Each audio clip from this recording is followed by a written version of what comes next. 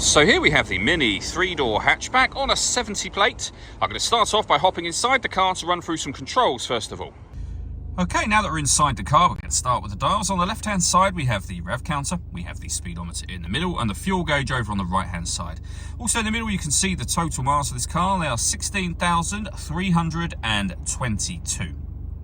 You can change the information that's displayed above that by pressing a button on the end of the indicator stalk for various bits of trip computer or fuel economy information. You can, if you wish to, have a digital readout for the speedometer displayed there as well. If we back out to the steering wheel, on the left-hand side we have a speed limiter, and over on the right-hand side the stereo and phone controls. The phone controls can only be used once you pair the phone up to the car, which is done over on the central screen just here. You'll see you've got a phone icon. In order that you get to that phone icon, you use this dial. You can rotate that around to any part of the screen. You can push it down to enter certain menus, and you can go back to your main menu from here. So to pair your phone, for example, we go to the main menu, as I mentioned. We go to communication. You then manage mobile devices and pair your phone from there, which we're not going to do at this point in time. When it comes to music in this car, we've got DAB radio. We've got Bluetooth audio, and you can input a USB device as well and listen to your music that way should you wish to. And then also up on here we've got various bits of car and trip computer information as well. Main volume for the stereo is just there.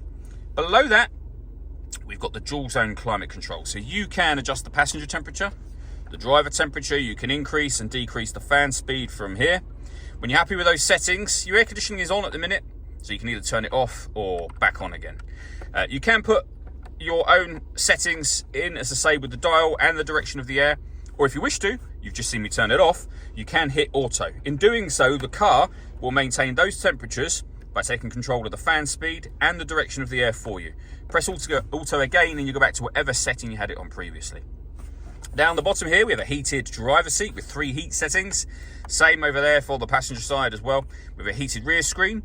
A proper heated front screen just there as well. Beneath that, we can start and stop our engine using this button. This one will turn off the stop and start. So this car is designed to cut out when it's stationary in traffic, which in turn will save you fuel. That system is turned off when that orange light shows. Over here on the right hand side, we have a button to turn off the traction control. And also we can change the settings of the car, so we can put the car in sport mode, mid mode, which is your everyday driving, and green mode as well. And whatever mode you put it in, it will repeat that information up there for you. We then have a 12-volt charging socket and USB input, and then the gear lever for the fully automatic gearbox. All that leaves me to say is thank you for taking the time to watch this video. If you'd like to come and see the car in person and have a test drive, please feel free to call either of our MJA sites. We'd love to hear from you soon.